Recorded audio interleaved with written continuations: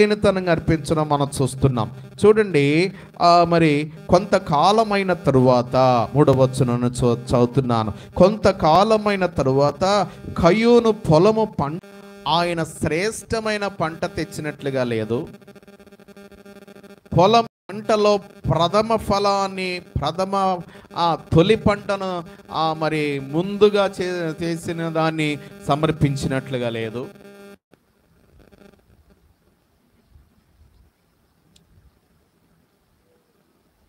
మంచిదాన్ని తెచ్చినట్లుగా కూడా లేదు. కొంత తీసుకొని వచ్చాడు. ఇక్కడ మనం చదువుతున్నాం కొంత అనుంది కనుక తన పొలము పంటలో కొంత యెహోవాకు అర్పణగా తెచ్చాడు. హేబేలు చూచినట్లయితే తన మందలో తొలుచూలు పుట్టిన వాటిలో, తొలుచూలు అంటే ప్రథమ ఫలాలను తీసుకొచ్చాడు. క్రొవ్విన వాటిని కొన్ని తెచ్చాను. క్రొవ్వి అంటే శ్రేష్టమైన దాన్ని తీసుకొని వచ్చాడు. కయ్యూనేమో జస్ట్ ఏదో కొంత తెచ్చినట్టుగా ఉంది.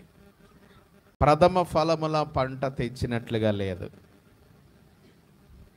శ్రేష్టమైన పంట తెచ్చినట్లుగా లేదు. ప్రియులారా, మనం కూడా దేవునికి సమర్పించేటప్పుడు చాలా మంచిగా దేవునికి సమర్పించాలి. దేవుని స్తోత్రం. హల్లెలూయా, హల్లెలూయా. ఇశ్రాయేలు ప్రజలకు దేవుడు ఆజ్ఞాపించిన విధానం చూడండి. సంఖ్యాకాండం 18వ అధ్యాయం 12 నుండి చూడండి.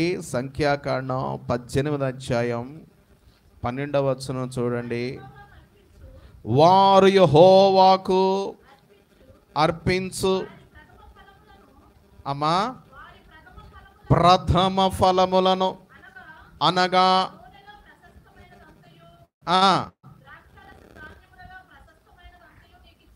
ఎట్లా ప్రథమ ఫలములను, ఇంక చదవండి.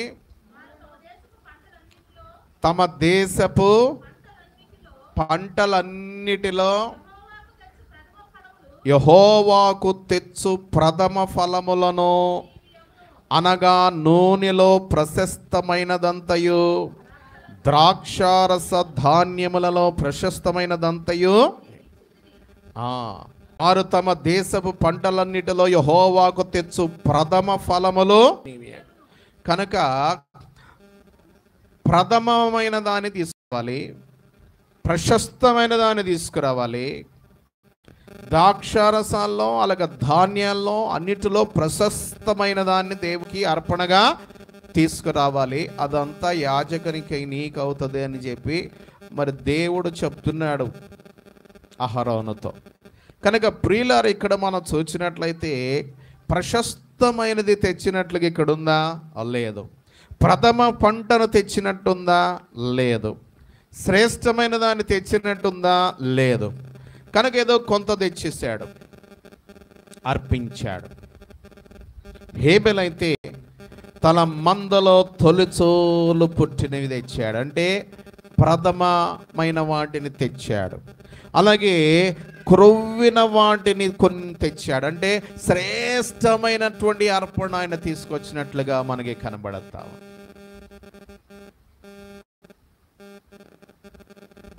కనుక ప్రియులారా, దేవునికి మనం అర్పించేటప్పుడు, దేవునికి మనం ఇచ్చే విషయంలో ఏదైనా సరే శ్రేష్టమైన ఇవ్వడం నేర్చుకోవాలి.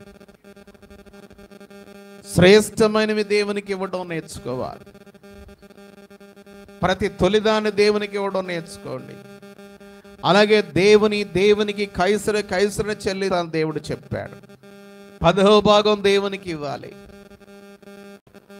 దేవునికి ఏది ఇచ్చినా జబ్బువి కానీ, లేకపోతే తక్కువగా కానీ, లేకపోతే పనికిరానివి కానీ, ఇలాంటి దేవునికి ఇవ్వకూడదు. హల్లెలూయా, హల్లెలూయా. శ్రేష్టమైనవి దేవునికి ఇవ్వడం మన జీవితంలో అలవాటు చేసుకోవాలి. దేవునికి ఇచ్చేది అన్నది ఎప్పుడు ఏదైనా సరే ది బెస్ట్ ఇవ్వడం నేర్చుకోండి. దేవుని పేరిట మీరు ఎవరికి ఏది ఇచ్చినా సరే శ్రేష్టంగా ఇవ్వడం నేర్చుకోండి. అప్పుడు మీరు దీవించబడతారు. అప్పుడు మీరు ఆశీర్వదించబడతారు.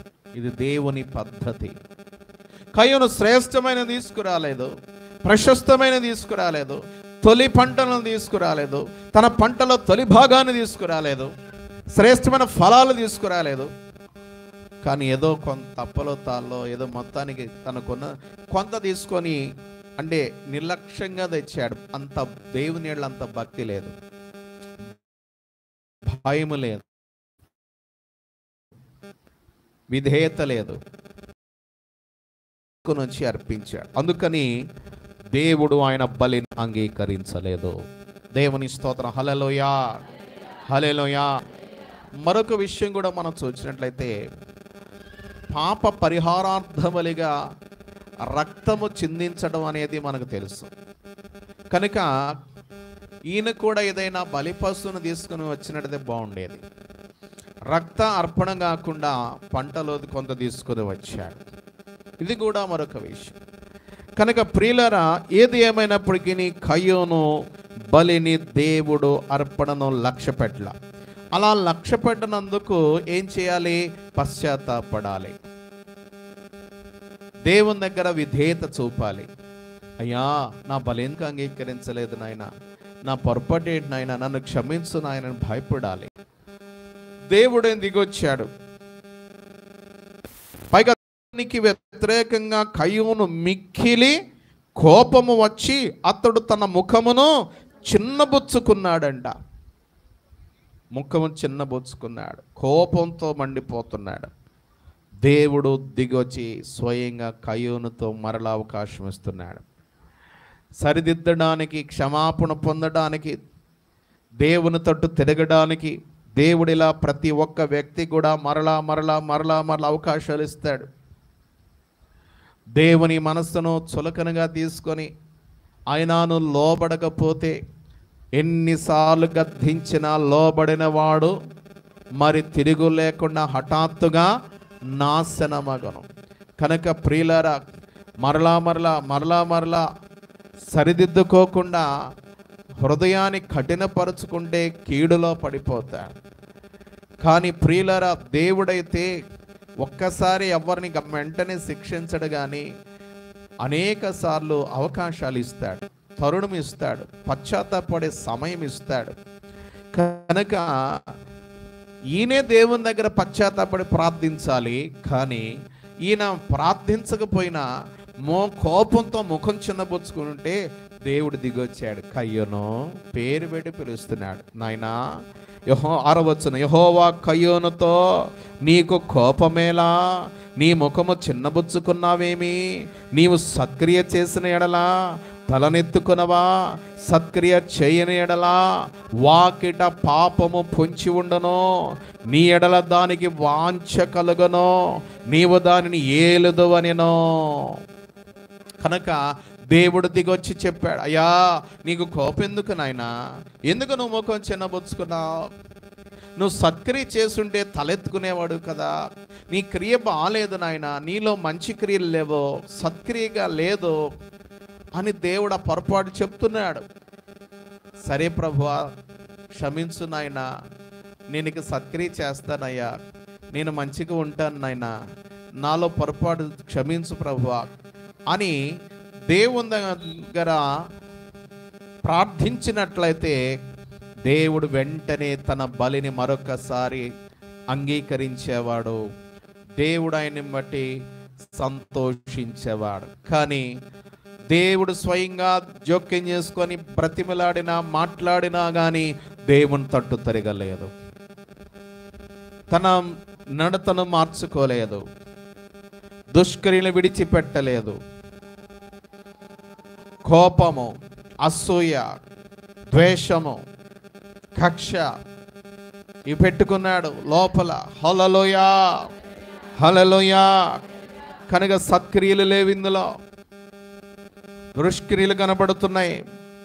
సత్క్రియ చేస్తే నీ తల పైకెత్తుకునేవాడవయ్యా, నువ్వు సత్క్రియ చేయని ఎడలా నీ యొక్క వాకిట పాపం పొంచి ఉంటుంది, దాని ఎడల నీకు వాంఛ కలుగుతుంది, నీవు దాన్ని ఏలుదు అని మొట్టమొదటిగా పాపము అనే పదం ఇక్కడే మనం చూస్తాం. హల్లెలూయా.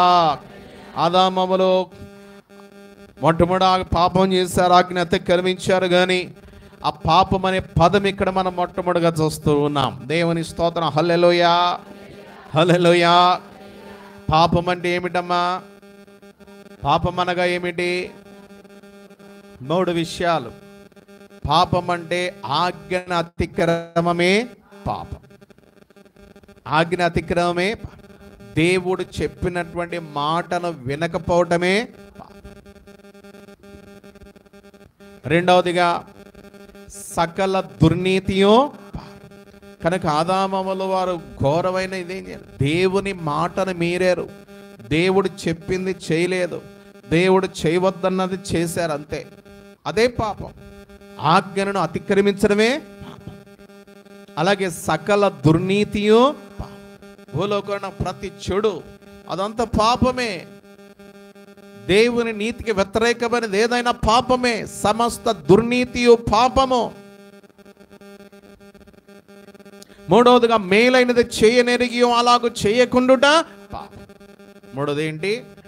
ఏది మంచో ఏది చెడో తెలుసు నీకు, చేయవని మేలైనది చేయనెరిగో అలాగూ చేయకపోవడమే పాపం. కనుక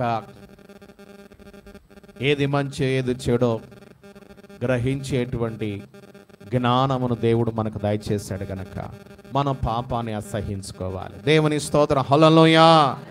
కనుక ఈ కయ్యోనులో ఓ భయంకరమైన పాపం ఏంటంటే కుళ్ళుబోతనం. ఏంటమ్మా చెప్పండి? నా తమ్ముడు బలిని దేవుడు అంగీకరించాడు, నా బలి అంగీకరించాల. నా తమ్ముడు బలిని దేవుడు కోరుకున్నాడు, నన్ను కోరుకోలే. హల్లెలూయా, హల్లెలూయా. ఈ కుళ్ళుబోతు బుద్ధి ఇప్పుడు మనం చూస్తూ ఉంటాం. హల్లెలూయా. నీకు వాడంటేనే ఇష్టం లే, నేనంటే ఇష్టం లేదు. నీకు ఆవంటేనే ఇష్టం లే, నేనంటే ఇష్టం. నీకు అక్క అంటేనే ఎక్కువ ప్రేమ, ఆకే ఎక్కువ పెడతా, ఆకే ఎక్కువ ఇస్తా, ఆకే అన్ని బాగా నాకు చెయ్యాలి. ఇది ఏ స్వభావం అంటే కయోను స్వభావం. హల్లెలూయా, హల్లెలూయా. ఇలాంటి బుద్ధులు, కుళ్ళు స్వభావాలు, కుళ్ళుబోతనం, అలాగే అసూయ, మత్సరం మనలో ఉండకూడదు. విశ్వాసులారా, అందరూ పరిచర్య చేస్తారనుకో, కొంతమందికి నేనే చేయాలని ఉంటుంది. ఇంకోళ్ళు చేస్తే వీళ్ళు ముఖం ముడ్చేసుకుంటారు. హల్లెలూయా.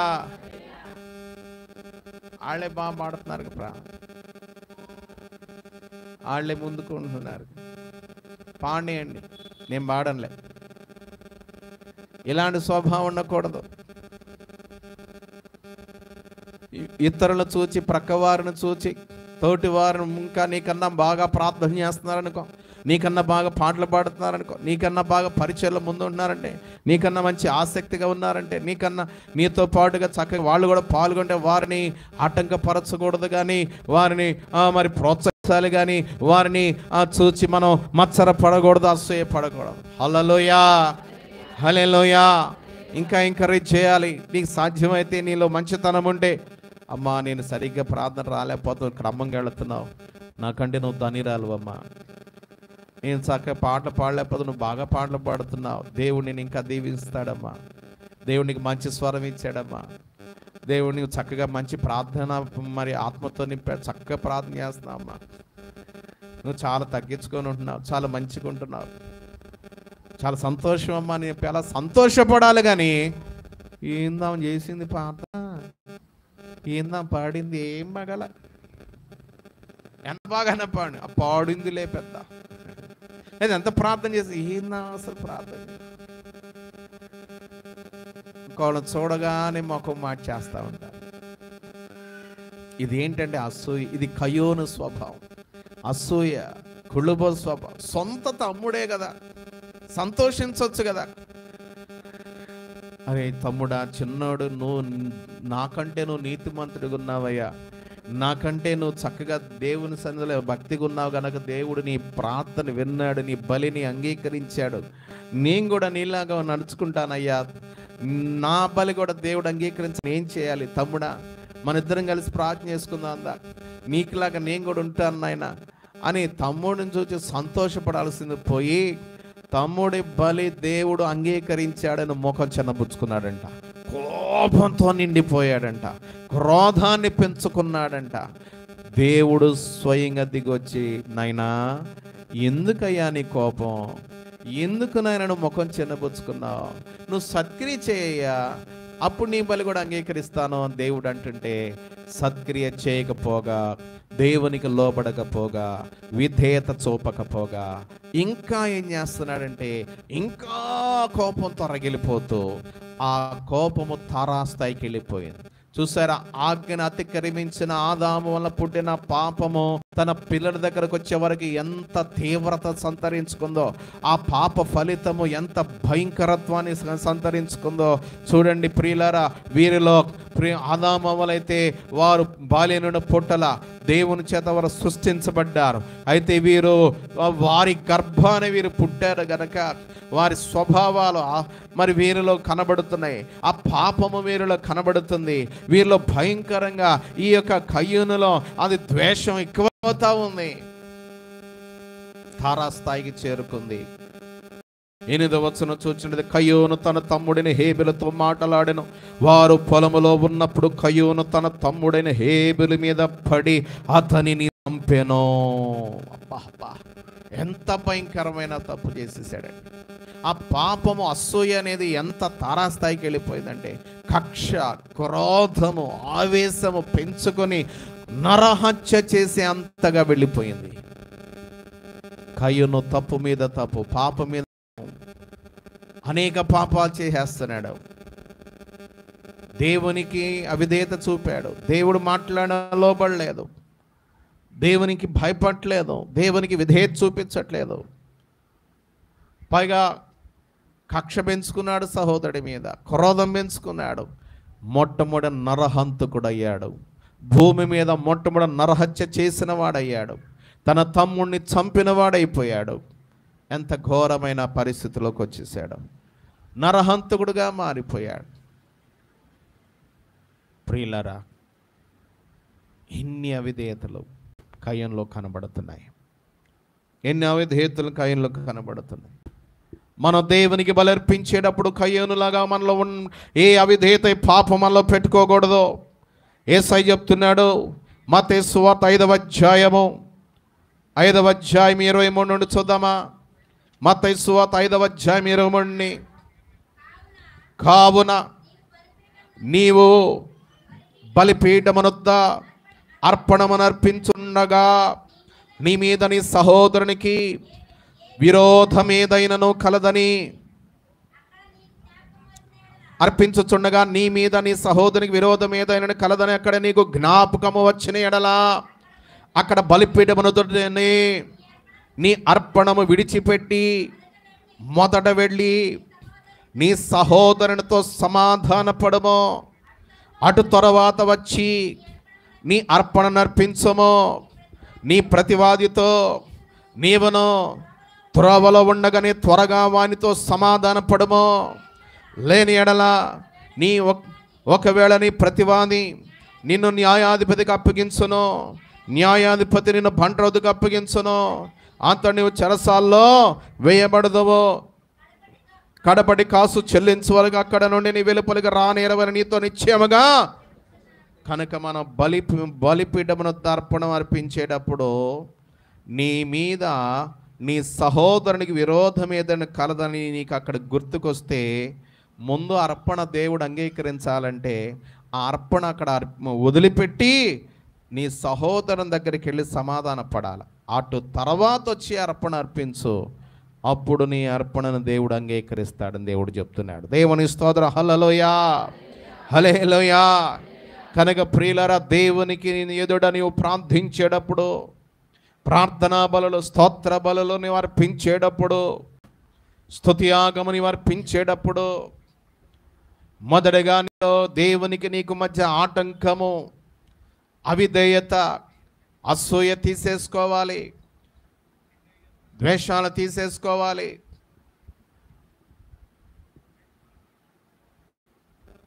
దేవునికి విరోధమైన స్వభావాలను తొలగించుకోవాలి. దేవునికి నీకు అడ్డుగా ఉన్న పాపాన్ని నువ్వు పశ్చాత్తాపంతో ఒప్పుకొని విడిచిపెట్టాలి. ఎవరైనా నీకు సమాధానం లేక ముందు సమాధాన పడాలి, తర్వాతే నీవు నీ అర్పణ అర్పించాలి. అప్పుడే దేవుడిని అంగీకరిస్తాడని దేవుడు చెప్తున్నాడు.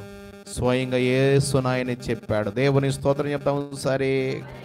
హల్లెలూయా, హల్లెలూయా.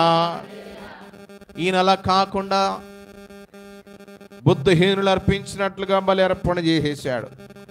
దేవునికి స్తోత్రం. హల్లెలూయా, హల్లెలూయా. తర్వాత ఇంకా సరిదిద్దుకోవాలా. కనుక ప్రియులారా, మన అర్పణము అలా అర్పిస్తే దేవుడు అంగీకరించడు. సామెతల గ్రంథం 21 అధ్యాయము 27 వచనం చూద్దామా.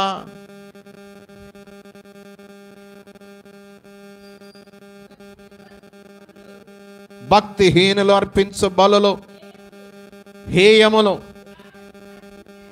దురాలోచనతో అర్పించిన ఎడల అది మరీ హేయములు. చూసారా? కనుక దురాలోచనతో మనం దేవునికి అర్పిస్తే ఆ ప్రార్థనకు జవాబు రావు. హల్లెలూయా, హల్లెలూయా. ఎంత దేవుని ప్రార్థించినా జవాబు రాదు. ఇక దేవునికి హేయం అంటే దేవునికి అసహ్యం. కనుక మనం ప్రార్థన బలి అర్పించేటప్పుడు అందుకని మొట్టమొదట మన హృదయం వైపు మొదట మనం చూసుకోవాలి. హల్లెలూయా. మొదట మనం చూసుకోవాలి, ఆ తర్వాత దేవుని చూడాలి. హల్లెలూయా. కనుక మనలో అపవిత్రత, అవిధేయత ఉండే మన అర్పణ అంగీకరించబడదు.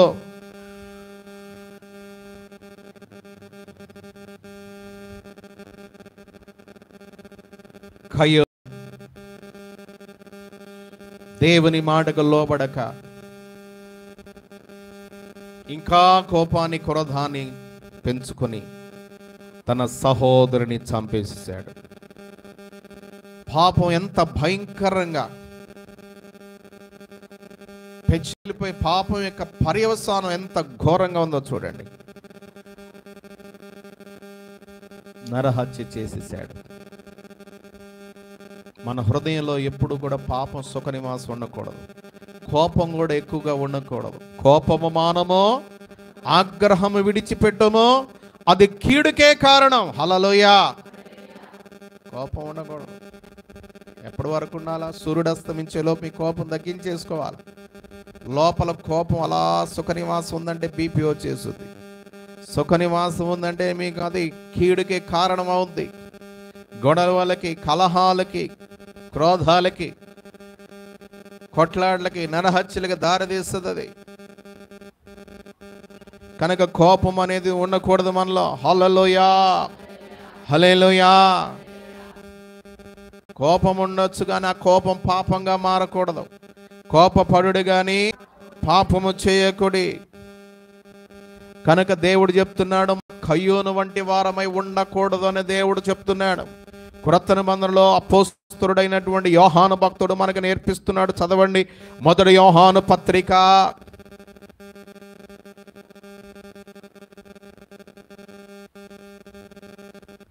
3వ అధ్యాయము 12 చూద్దాం. మనము కయ్యోను వంటి వారమై ఉండరాదు. ఎవరమ్మా? ఈ కయ్యోను దుష్టుని సంబంధి అయి తన సహోదరిని చంపెను. వాడు అతనిని ఎందుకు చంపెను? తన క్రియలు చెడ్డవయు, తన సహోదరుని క్రియలు నీతి గలవయునై ఉండెను గనకనే కదా. సహోదరులారా, లోకం మిమ్మల్ని ద్వేషించిన ఆశ్చర్యపడకుడి. మనము సహోదరులను ప్రేమించుచున్నాము గనక మరణములోని జీవములోనికి దాటి ఉన్నామని ఎరుగుదము. ప్రేమ లేనివాడు మరణమందు నిలిచి ఉన్నాడు. తన సహోదరుని ద్వేషించువాడు నరహంతకుడు.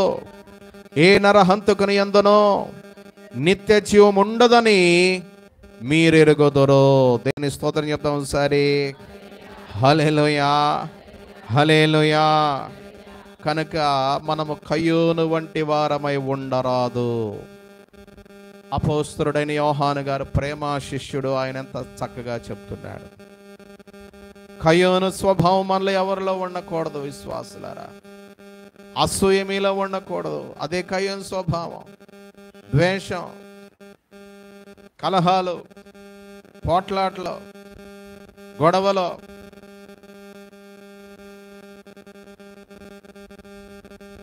కుళ్ళుబోత్తనాలు, మత్సరాలు మీలో ఉండకూడదు.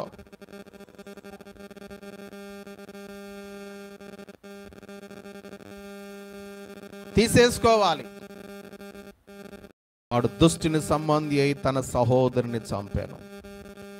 వాడు తను ఎందుకు చంపానంటే తన క్రియలు చెడ్డవియో, తన సహోదరుని క్రియలు. నువ్వు చెయ్యొచ్చుగా మంచి క్రియలు, నువ్వు కూడా భక్తిగా ఉండొచ్చుగా, నువ్వు సరిగ్గా ప్రార్థన చేసుకోవచ్చుగా. తమ్ముడి మీద అసూయపడతావు నీకెందుకు, హేబెల మీద. అలాగే మన జీవితంలో కూడా ఇతరుల మీద అసూయపడుతుంటారు. అదేదో నువ్వు చేయొచ్చుగా భక్తిగా. నువ్వు దేవుని దగ్గర అడగొచ్చుగా, నువ్వు దేవుని దగ్గర పశ్చాత్తాపడచ్చుగా, నువ్వు దేవుని దగ్గర తగ్గించుకోవచ్చుగా, నువ్వు దేవుని దగ్గర విధేయత కలిగి ఉండవచ్చు కదా. ఇతరులను ద్వేషించకూడదు మనం. హల్లెలూయా, హల్లెలూయా. ఇది కయ్యోను స్వభావం. కీర్తన గ్రంథం 38వ కీర్తన 20వ వచనం చూద్దాం.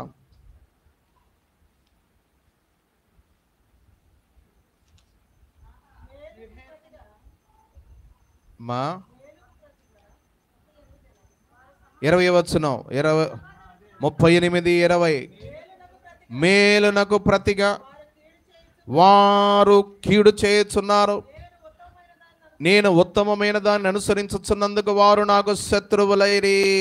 చూసారా, మేలునకు ప్రతిగా ఏం చేస్తున్నారంట కొంతమంది. ఇది కయ్యూను స్వభావం అన్నమాట ఇది. హల్లెలూయా.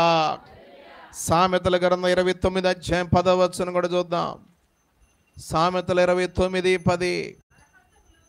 నరహంతకులు నిర్దోషులను ద్వేషించుదురు, అట్టివారు యథార్థవంతుల ప్రాణము తీయజూచుదురు. దేవుని స్తోత్రం. హల్లెలూయా. కనుక యథార్థవంతులు ద్వేషిస్తారంటండి. నిర్దోషంగా ఉండే వాళ్ళని వీళ్ళు ద్వేషిస్తారు, కయ్యోను వంటి వారు. కనుక ప్రియులారా, అలాంటి స్వభావం మనలో ఎవరిలో కూడా ఉండకూడదు. కనుక మనం దేవునికి ఇష్టలుగా మనం ఉండాలి. హల్లెలూయా, హల్లెలూయా.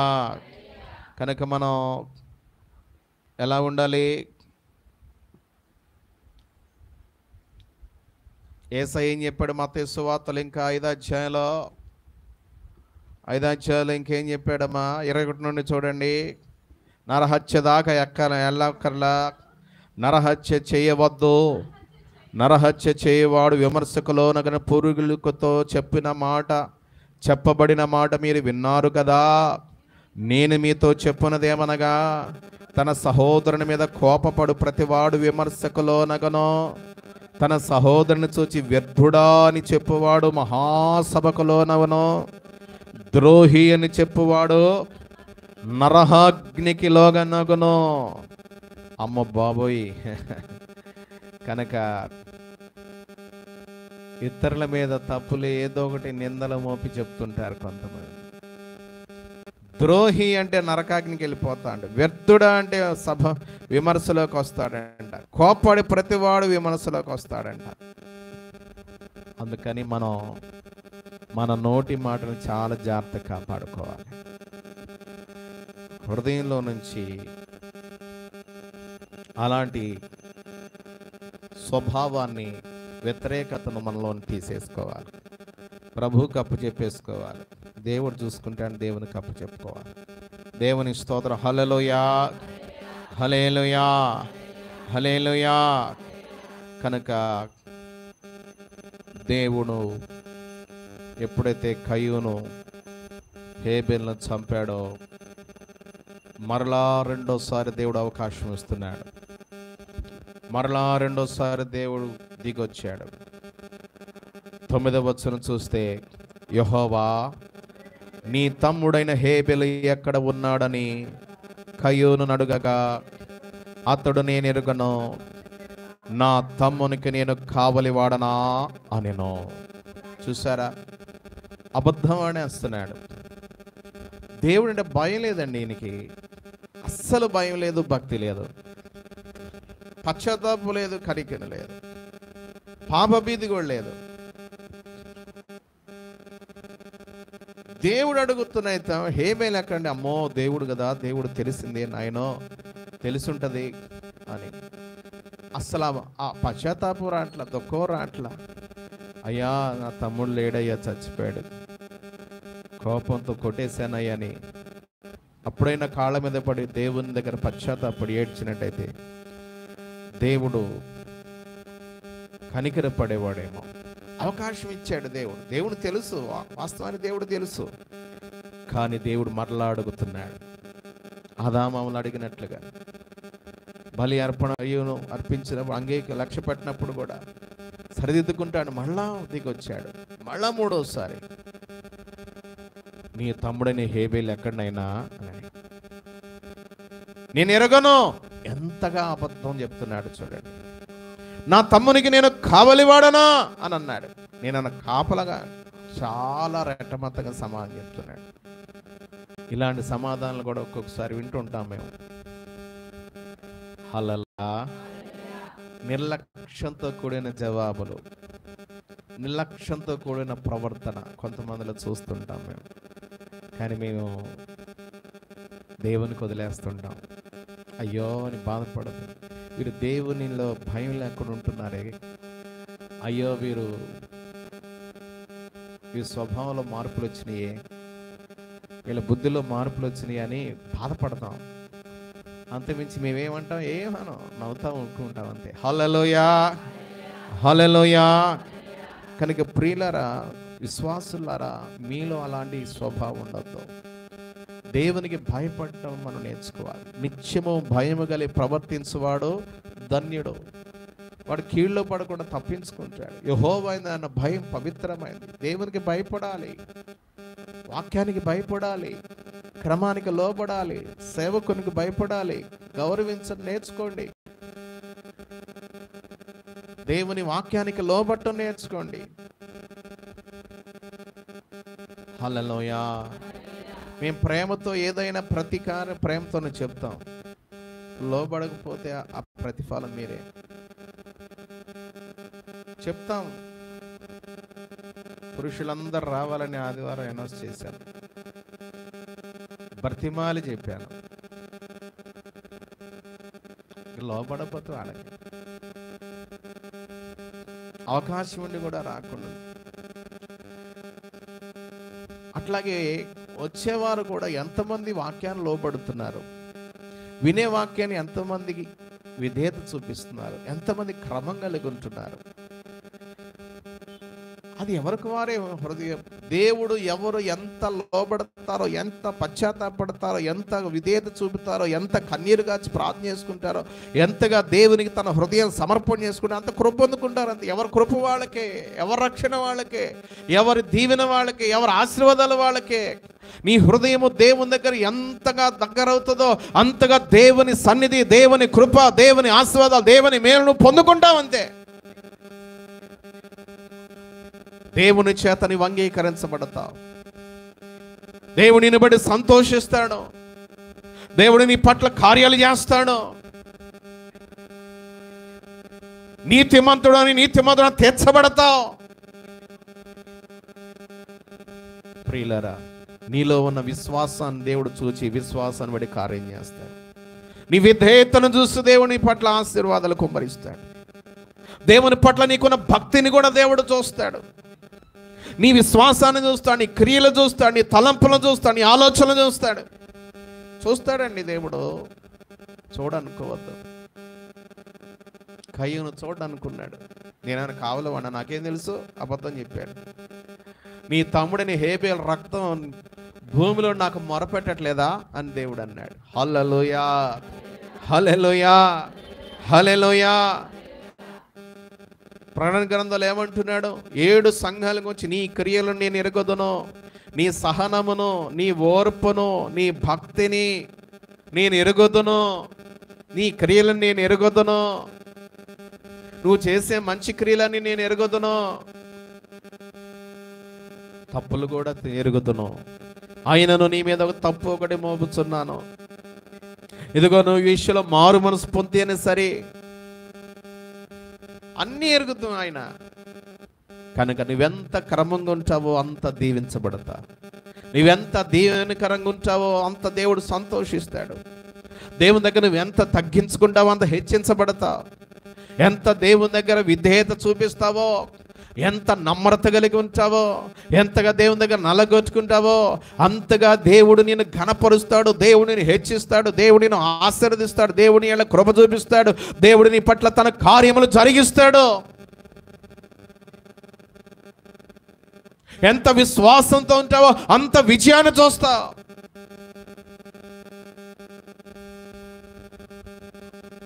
హల్లెలూయా. నీ విశ్వాస పరిమాణం చొప్పున,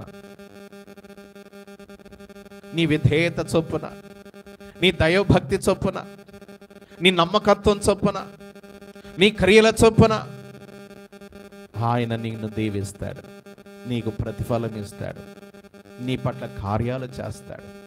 హల్లెలూయా, హల్లెలూయా, హల్లెలూయా. కనుక ప్రియులారా, మనం అందుకని కయ్యోను వంటి వారమై ఉండొద్దు, కానీ మనం హేబెలులాగా ఉండాలి. హల్లెలూయా, హల్లెలూయా, హల్లెలూయా. హేబెలు అంత మంచుకున్నాడో చూసారా? హేబెలు నీతిమంతుడుగా ఉన్నాడంట. హేబెలు దేవుని పట్ల విశ్వాసం గలవాడిగా ఉన్నాడంట. హేబెలు దేవుడంటే ఎంతో భక్తి భయము కలిగిన వాడుగా ఉన్నాడంట. హేబెలు దేవునికి అంగీకార యోగ్యమైనటువంటి బలిని దేవుడు అర్పించాడంట. యోబేలు దేవునికి తన పొలం, తన గొర్రెల మందలో తొలిచూలు పుట్టినవి తొలివాడిని తెచ్చాడంట. వాటిలో శ్రేష్టమైన వాడిని, క్రొవ్విన వాడిని తీసుకొచ్చాడంట. దేవునికి ఇచ్చే విషయాలు ఎంత జాగ్రత్త వహిస్తున్నాడు చూడండి, ఎంత చక్కగా ఇస్తున్నాడు చూడండి, ఎంత ప్రేమ దేవుని పట్ల చూడండి.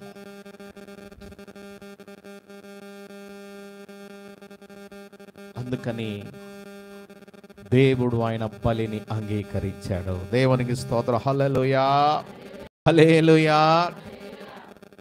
నీతిమంతుల పట్టిలోకి ఎక్కేశాడండి హేబెలు. హల్లెలూయా, హల్లెలూయా. హెబ్రీయులకు రాసిన పత్రిక 11వ అధ్యాయము 11:4 చదువుదాం.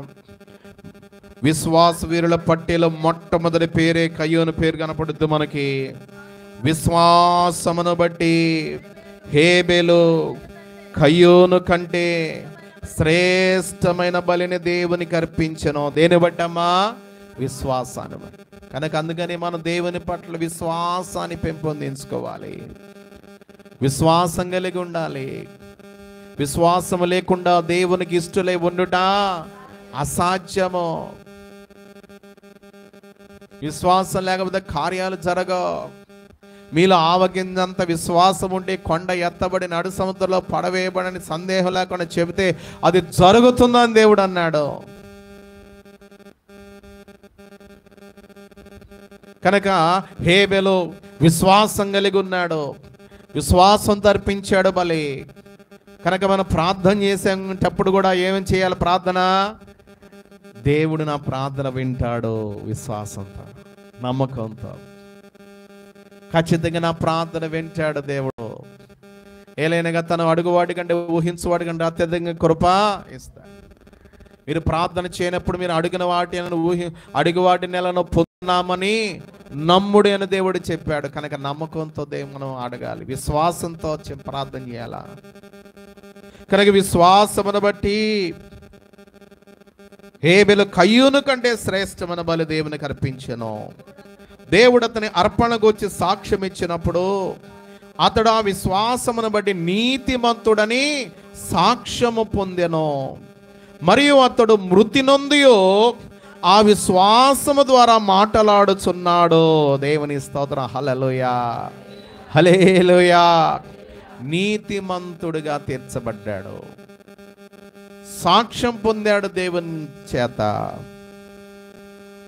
మనతో మాట్లాడుతున్నాడు. మొదటి హతసాక్షిగా ఉండి విశ్వాసం గలవాడుకున్నాడు. దేవునికి శ్రేష్టమైనది చెవిన వాడుకున్నాడు. హల్లెలూయా, హల్లెలూయా, హల్లెలూయా, హల్లెలూయా. కనుక ప్రియులారా,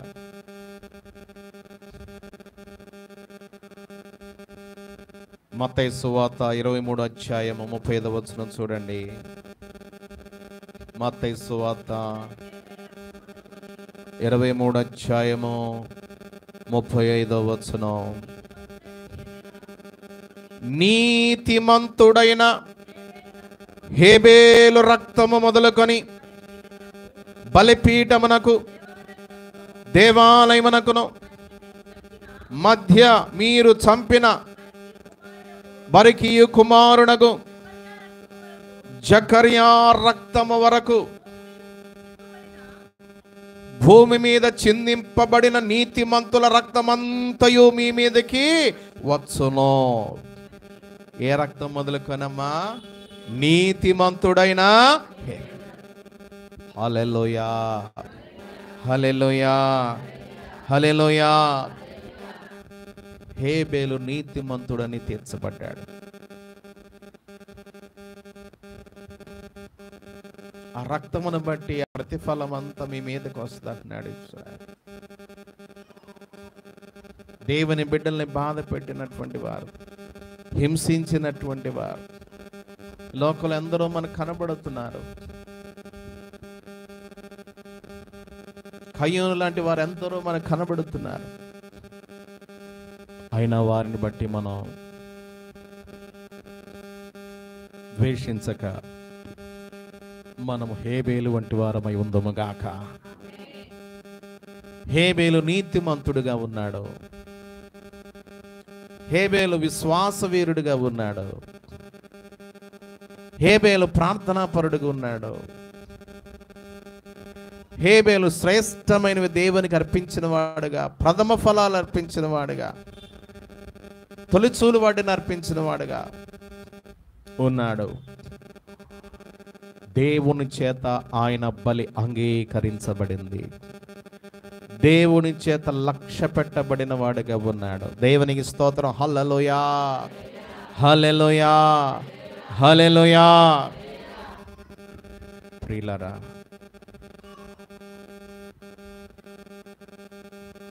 మనం కూడా విధంగా హేబేలు లాంటి దైవికమైన జీవితం దేవుడు మీకు ప్రసాదించునుగాక. మనం హేబేలు వలె నడుచుకుందములు గాక. కోపము, ఆగ్రహము, అసూయ, ద్వేషములు, కలహములు, మత్సరాలు విడిచిపెట్టి హేబేలు లాంటి మంచి స్వభావం మనం కలిగి ఉందము గాక. మన ప్రార్థనా బలుడు దేవుని దృష్టికి అంగీకారములగును గాక. దేవునికి ఇష్టమైన ప్రార్థన మనం చేయుదము గాక. జవాబు పొందుకునే ప్రార్థనను మన జీవితంలో మనం కలిగి ఉందము గాక. కనుక దేవుడు హేబేలు రక్తమును బట్టి కయ్యూనుతో మాట్లాడుతున్నాడు. కావున నీ తమ్ముని రక్తముని చేతులోని పుచ్చుకొనుటకు నోరు తెరిచిన ఈ నేల మీద ఉండకుండా నీవు శపింపబడిన వాడవు. నీవు నేలను సేద్యపరుచున్నప్పుడు అది తన సారమును ఇయ్యక ఇక మీదట నీకు ఇయ్యదు.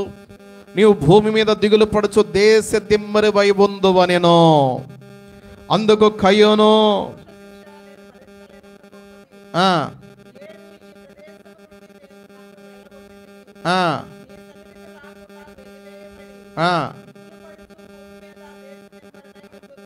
కయ్యూనప్పుడు అంటున్నాడు, ఈ దోష శిక్ష, నా దోష శిక్ష నేను భరింపలేనంత గొప్పది. నేను ఈ ప్రదేశము నుండి నన్ను వెళ్ళగొట్టితివి, నీ సన్నిధికి రాకుండా వెలివేయబడి దిగులు పడుచు భూమి మీద దేశ దిమరినై ఉన్నా. కావున నన్ను కనుగొని వాడెవడో నన్ను చంపునని. ప్రియులరా, ప్రియులరా, పాపం వల్ల కలిగే ఫలితాల్లో కొన్ని లక్షణాలు ఇక్కడ కనబడుతున్నాయి. ఎప్పుడైతే పాపం మనలో ఉత్పన్నమవుతుందో దేవుని సన్నిధిలో నుండి ఎడబాటు, ఒంటరితనము, భయము, నిరుత్సాహము, జీవితాంతం ఉండేటువంటి శాపాలు అన్నమాట ఇవి. దేవుని సన్నిధిని కోల్పోతాం పాపం మనలో ఉంటే. ఎడబాటు, ఒంటరితనం, భయం, నిరుత్సాహం, మన జీవితం మనకే ఆయాసం, ఎక్కసం, అసహ్యం వేసేస్తుంది. ఇలాంటిది ఈ పాపం వల్ల కలిగే ఫలితాల్లో కొన్ని ఇవి ఇక్కడ పడుతున్నాయి. ద్వితీయోపదేశ కాండము 28వ అధ్యాయము 15 నుండి 19 వరకు కూడా చూడండి. ద్వితీయోపదేశ కాండం 28వ అధ్యాయం.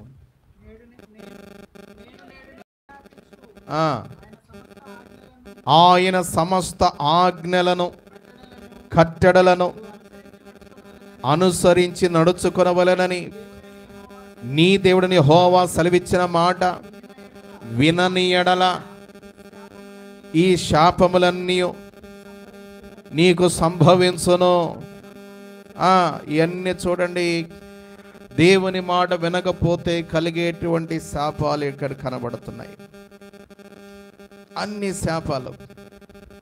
పట్టణంలో శపించబడతారు, పొలంలో శపించబడతారు, గంపయు, పిండి పెసుగు తొట్టియు, లోపలికి వచ్చినప్పుడు శపించబడతావు, వెలుపలికి వెళ్ళినప్పుడు అమ్మో నాయన ఈ మనకొద్దండి ఈ శాపాలు, ఎవరికి వద్దండి ఈ శాపాలు. హల్లెలూయా, హల్లెలూయా. దేవుని మాట వినకపోతే కలిగే ప్రతిఫలాలు ఇవి. దేవుని ఆజ్ఞకు లోబడకుండా, దేవుని చెప్పుతున్నా వినకుండా, దేవుడిని అవకాశాలు ఇచ్చినా లోబడకుండా, సద్వినియోగం చేసుకోకుండా, విధేయత చూపకుండా, దేవుని ధిక్కరించినప్పుడు, అవకాశాలు చేజార్చుకుంటే కలిగేటువంటి వేదనలవి. కయ్యోను దేవుడు ఎన్నిసార్లు అవకాశం ఇచ్చాడు, కానీ ఆయన తిరస్కరించినందువలన చివరికి దేవుడల పాపానికి శిక్ష విధించాల్సి వచ్చింది. అప్పుడు నీ సన్నిధికి రాకుండా నన్ను వెళ్ళగొట్టావయ్యా, కనుక నేను దిగులు పడుతూ భూమి మీద దేశదిమ్మరినై ఉంటాను. నా శిక్ష నేను భరించలేనంత గొప్పదైపోయింది అని చెప్పి బాధపడుతూ తన్ను తాను శపించుకుంటూ నన్ను కనుగొని వాడెవడో నన్ను చంపును అన్నాడు. మళ్ళీ దేవుడు అంత ప్రేమ గలవాడంటే ఉన్నాయనో ఎవరో ఒకడు చంపేస్తారేమని ఎవడు చంపొద్దు అని చెప్పి మళ్ళీ దేవుడు చెప్తున్నాడు.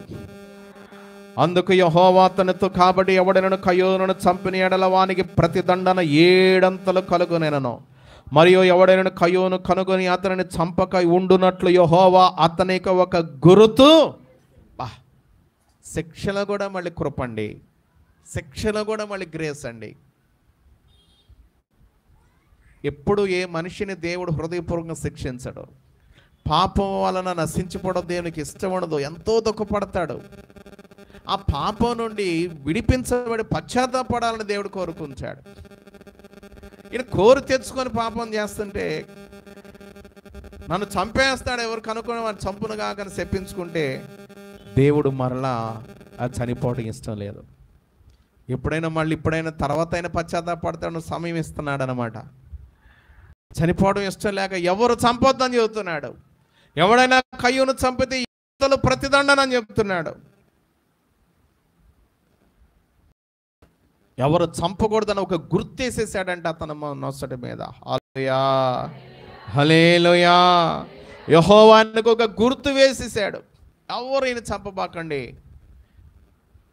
రెటపద పనులు చేస్తుంటాడు, పిచ్చి పనులు చేస్తుంటాడు, ఎటపడితే తిరుగుతుంటాడు, అందరిని గదిలిస్తుంటాడు. కానీ మీరు ఎవరు పట్టించుకోబోకండి, ఎవరు చంపొద్దు, ఆయన్ని కోపం తెచ్చుకోవద్దు, వదిలేసేయండి అని ఒక గుర్తు వేసేసాడు. హల్లెలూయా! ఎంత ప్రేమ చూడండి దేవుడికి. హల్లెలూయా! హల్లెలూయా! చాలామంది అంటుంటారు, ఇన్ని తప్పులు చేస్తాను ఏ శిక్ష రావట్లేదని వాళ్ళే బాగుంటున్నారు, మనం ఇంత ప్రార్థన చేస్తాంటే ఊరిని చిన్ని తప్పు చేసి శిక్ష వచ్చుద్ది. ఎందుకంటే ప్రేమ గలవాడు కనుక. హల్లెలూయా! హల్లెలూయా! ఎప్పటికన్నా మారాలని, ఎప్పటికన్నా తిరగాలని, ఎప్పటికన్నా దేవుని తట్టు పశ్చాత్తాపడాలని. అలా నాశనం అయితే నరకానికి వెళ్తే ఇష్టం లేక ఇంకా ఇంకా ఇంకా ఇంకా టైం ఇస్తుంటాడు దేవుడు. హల్లెలూయా! హల్లెలూయా! మనకేమో సహనంగా కలిగి ఉండాలి. దేవునికి స్తోత్రం. హల్లెలూయా! అందుకని భక్తిహీనులు చూసినప్పుడు మనం మత్సర పడకూడదు. వాళ్ళ సంగతి దేవునికి వదిలేయాలి, మన సంగతి మనం చూసుకోవాలి. హల్లెలూయా! దేవుడు చూసుకుంటే వాళ్ళకి అప్పచెప్పేయాలి అంతే.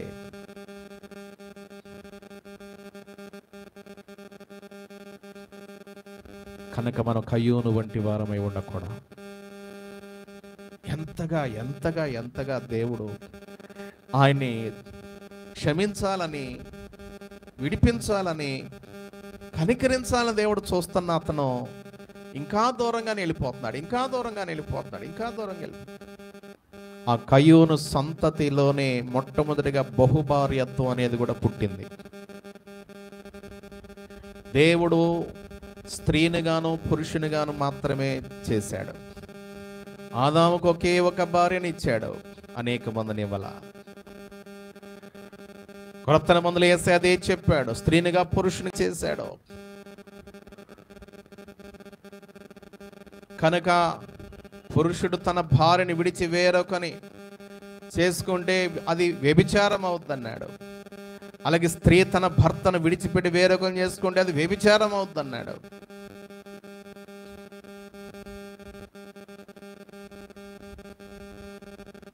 అందుకని వారు విడనకూడదని చెప్పాడు. హల్లెలూయా! హల్లెలూయా! హల్లెలూయా! కనుక దేవుడు అలా గుర్తువేశాడు. దేవుని సందులోంచి వెళ్ళి నాకు ఏదేనుకు తూర్పు దిక్కున నోదు దేశంలో కాపురం ఉన్నాడు. అక్కడ కయ్యోను తన భార్య, కయ్యోని భార్య ఇక్కడ మనకు కనబడుతుంది. అంటే అనేక మంది కుమారి స్త్రీలు పుట్టారు, వారి పిల్లల పిల్లలు, ఇవన్నీ కూడా మనం చూస్తున్నాం. కనుక అప్పుడు ఒక ఊరు కట్టించి ఆ ఊరికి తన కుమారుని పేరుని బట్టి హనోక్ అని పేరు పెట్టాడు. హానోకు ఈరాదు పుట్టాను, ఈరాదు మహలయేలును కనెను. ఇక్కడ మనం చూసినట్లయితే ఆ మహలయేలు మహూయాయేలు మతూషాయులను కనెను, మతూషాయులు లేమెకును కనెను, లేమెకు ఇద్దరు స్త్రీలను. చూసారా, పాపము దేవునికి వ్యతిరేకమైన వంశం ఇది. పాపములో వంశం విస్తరించినటువంటి వారు ఊర్లు కట్టారు, విస్తరించారు. వీరిలో నుండి బహుభార్యత్వం అనేది వచ్చింది. మొట్టమొదటిగా లేమెకు ఇద్దరు స్త్రీలను పెళ్లి చేసుకొనెను. వారిలో ఒకదాని పేరు కనుక ఒకదాని పేరు, రెండవ దాని పేరు ఆదా యాబారుని కనెను. అతడు పశువులు గలవాడై గుడారములలో నివసించు వారికి యాదకాండం మూల పురుషులందరినీ అన్ని ప్రారంభాలు అని మనం చెప్పుకున్నాం కదా. ప్రారంభంలో అతని సహోదరుని పేరు యాబాలు, ఇతడు సితారాను సానికను, సానిక అంటే పిల్లన గురువి, సానికను వాడుక చేవరకు అందరికీ. ఇప్పుడు భాషలో చెప్పుకోండి సాక్సఫోన్ అంటారు. సానిక, సితారాను సానికను వాడుక చేవారికి అందరికీ మూల పురుషుడు. కనుక అన్ని కనిపడుతుంది, అభివృద్ధి బాగానే ఉన్నట్టు కనపడుతుంది. గుడారా బస్సులు గల వాళ్ళకి అందరికి మూల పురుషుడు. అట్లాగే ఇన్స్ట్రుమెంట్స్ కూడా మూల పురుషులే. తూబలకు అతడు పదును గల రాగి పనిముట్లన్నిటికీ ఇనుప పనిముట్లన్నిటినీ చేయువాడు. కనుక ఈ యొక్క పనిముట్లన్నిటికీ మూల పురుషులు మళ్ళీ ఇల్లే. రాగి పనిముట్లు ఇనుప పనిముట్లన్నీ చేసేవాడుగా తయారయ్యాడు. మంచి లోక సంబంధమైన వాటిలో వీళ్ళే ఆరితేరుతున్నారు. ఎవరో పాప వంశం, కయోను వంశం. ప్రియులరా, ఇక్కడ మనం చూసినట్లయితే ఇదంతా కూడా కయోను వంశం మనం చూస్తున్నాం. తర్వాత 26 వచనం చూసినట్లయితే షేతు మనకి కనబడతాడు. 25 ఆదాము తన కయోను చంపిన హేబెలునకు ప్రతిగా దేవుడు నాకు మరి యొక్క సంతానమును నియమించను అనుకొని అతనికి షేతు అని పేరు పెట్టెను. మరియు షేతునకు కూడా కుమారుడు పుట్టెను, అతనికి ఎనోష్ అని పేరు పెట్టెను. అప్పుడు యెహోవా నామమున ప్రార్థన చేయడం ఆరంభమైనది. దేవుని స్తోత్రం. హల్లెలూయా, హల్లెలూయా. కనుక మరి ప్రియులారా, ఆదాము అవ్వల పిల్లల్లో 2 వంశాలు బయలుదేరినాయి. ఒకటి పాపపు సంబంధమైన వంశము, కయోను వంశం. రెండవదిగా నీతి వంశం. దేవుడు ఒక నీతి వంశాన్ని ఏర్పరచుకున్నాడు. హేబేలు వంశం నీతి వంశం. హేబేలు బదులుగా షేతును దేవుడిచ్చాడు. షేతు కుమారుడు ఎనోష్ అని పుట్టాడు. అప్పుడు యెహోవా నామమున ప్రార్థన చేయుట. కనుక ప్రార్థన ప్రాముఖ్యత అనేది షేతు దగ్గర నుండి అభివృద్ధి చెందింది. ఎక్కడి నుండి అభివృద్ధి చెందింది? ఇక్కడ నుండి ప్రార్థన ప్రారంభమవుతుంది, ప్రార్థన చేయడం ప్రారంభమవుతుంది.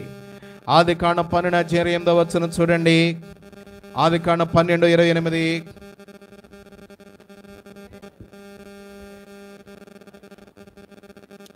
అట్లనా? 12:8. అక్కడ నుండి అతడు బయలుదేరి బేతేలునకు తూర్పునున్న కొండకు చేరి పడమటనున్న బేతేలునకు తూర్పున హాయికని మధ్యను గుడారం వేసి అక్కడ యెహోవాకు బలిపీఠము కట్టి యెహోవా నామమున ప్రార్థన చేసెను. కనుక షేతు దగ్గర నుండి ప్రారంభమైనటువంటి ప్రార్థన మొదలైందండి. అబ్రహాం గారు గుడారము దగ్గర ప్రియులార బలిపీఠం కట్టి ప్రార్థన చేయడం మొదలుపెట్టాడు. మొదటి రాజుల గ్రంథం 18:24 చూద్దామా? మొదటి రాజులు 18:24.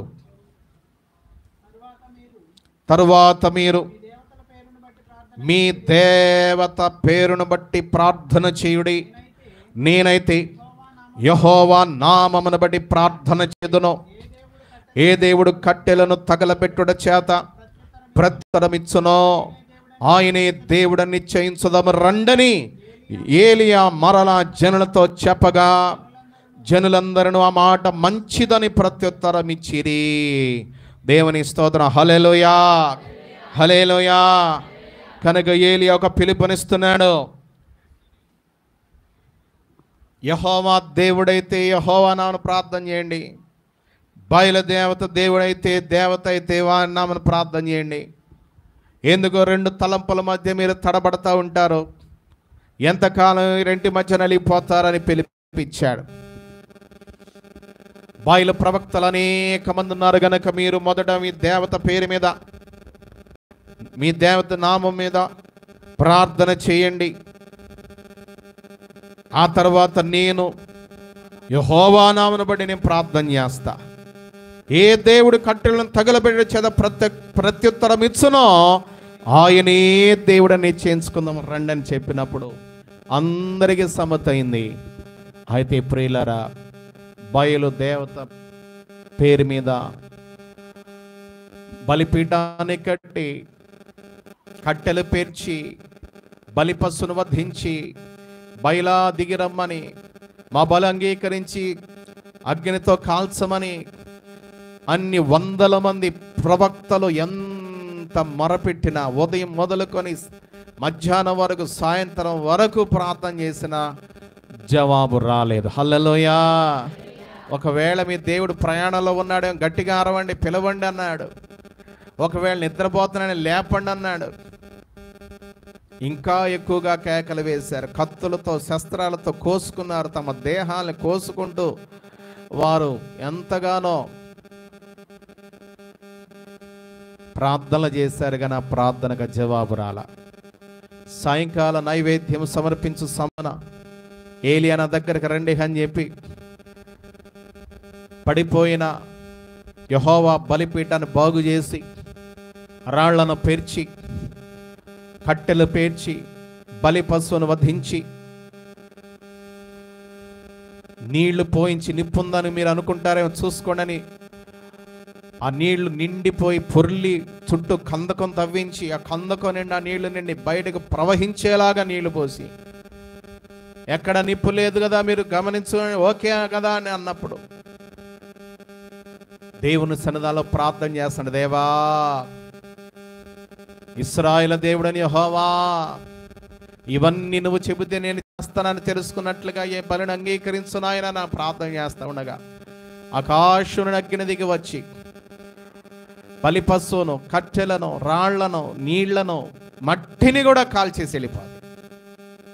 ప్రజలందరూ యెహోవాయే దేవుడు, యెహోవాయే దేవుడు, యెహోవాయే దేవుడిని కేకలు వేస్తారు. దేవుని స్తోత్రం చెప్తాం ఒకసారి. హల్లెలూయా. ఎంతో మందికి ప్రార్థనలు చేసేవారు ఉన్నారు భూమి మీద, కానీ ప్రార్థనకు జవాబిచ్చే దేవుడు మాత్రం యేసు ప్రభువారు మాత్రమే. హల్లెలూయా. ఆయనకు ప్రార్థన ఆలకించు దేవుడని పేరు. తనకు మొరపెట్టు వారికి అందరికీ, తనకు నిజముగా మొరపెట్టు వారికి అందరూ సమీపంగా ఉండి వారి మొర ఆలకించి వారిని రక్షించే దేవుడు మన దేవుడు. హల్లెలూయా, హల్లెలూయా. ఆయన నామను బట్టి ప్రార్థన చేసే వారి ప్రార్థనలను అంగీకరించే దేవుడు ఆయన. అందుకని 116వ కీర్తన 17వ వచనం కూడా చూద్దాం. 116వ కీర్తన 17వ వచనం. నేను నీకు కృతజ్ఞతార్పణ అర్పించెదను, యెహోవా నామమున ప్రార్థన చేసేదను. ఏవేలు గ్రంథం 2:32. ఏవేలు గ్రంథం 2:32. యెహోవా సెలవిచ్చున్నట్టు సియోను కొండ మీదను అందరూ శేషించిన వారిలో యెహోవా పిలుచువారు కనబడుదురు. ఆ దినమున యెహోవా నామమును బట్టి ప్రార్థన చేయవారందరూ రక్షింపబడతారంట. హల్లెలూయా, హల్లెలూయా. దేవుని నామమును బట్టి ప్రార్థన చేసే వారందరూ రక్షించబడతారంట. అపోస్తుల కార్యం 2:27 వచనం. అపోస్తుల కార్యం 2:21. అప్పుడు ప్రభు నామమును బట్టి ప్రార్థన చేయవారందరూ రక్షణ పొందుదురు. అలాగే 1 కొరింథీ 1:2. కొరింథీయులకు రాసిన మొదటి పత్రిక 1వ అధ్యాయం 2వ వచనం. పౌలు భక్తుడు లేఖ రాస్తుంటున్నాడు, కొరింథీలోనున్న దేవుని సంఘమునకును అనగా క్రీస్తు యేసునందు పరిశుద్ధ పరచబడిన వారై పరిశుద్ధులుగా ఉండుటకు పిలువబడిన వారికిని మనకును ప్రభువుగా ఉన్న మన ప్రభు అయిన యేసు క్రీస్తు నామమున ప్రతి స్థలములో ప్రార్థించు వారికి అందరికీ. ఎవరంటమ్మా? ప్రభు అయిన యేసు క్రీస్తు నామమున ప్రతి స్థలములో ప్రార్థించే వారికి అందరికీ ఆయన శుభమని చెప్పి రాస్తున్నాడు. భూమి మీద ప్రార్థించే వారికి అందరికీ. హల్లెలూయా, హల్లెలూయా, హల్లెలూయా. ప్రార్థించే వారికి అందరికీ శుభం కలగాలని ఆయన చెప్పి ప్రార్థన చేస్తారు. కనుక దేవుని ఈ ప్రార్థన చేయడం ఎక్కడ ప్రారంభమైంది? చేతు కాలంలో. అక్కడ నుండి నీతి వంశం ప్రారంభమైంది, ప్రార్థన చేయడం ప్రారంభమైంది. కనుక ప్రభు నామమును బట్టి ప్రార్థన చేయవాడెవడో వాడు. కనుక మనం అందుకని ప్రార్థించే వారంగా ఉందము గాక. రక్షణ పొందిన వారంగా దేవుడిచ్చే మహారక్షణ పొందుకుందము గాక. తేజవాసుల స్వాస్థ్యములో భాగాన్ని స్వాచ్యాన్ని అనుగ్రహించును గాక. ఆమేన్. ప్రార్థన చేసుకుందాం. ప్రార్థన చేస్తారు, తలలు వంచుదాం, అందరూ ప్రార్థన చేసుకుందాం. అందరూ మనం పరీక్షించుకొని ప్రభువా ప్రభువా ప్రభువా నా అర్పణ ఆరోగ్యంగా ఉన్నట్లుగా చేయి నాయన. నా బలి నాయన నీ దృష్టికి అంగీకరించాను. కయ్యోను వంటి స్వభావాలను తీసివేయి నాయన. అయ్యా, హేబేలు లాంటి నీతిమత్వం, విశ్వాసము, దైవభక్తి, ప్రార్థనా జీవితం, నమ్మకత్వం, మంచితనం నాకు దయచేయి నాయన. భక్తుల వలె ప్రార్థనా పరులుగా నేనుంటకు సహాయం చేయి నాయన. చేయండి, ప్రార్థన చేద్దాం, అందరూ ప్రార్థన చేద్దాం.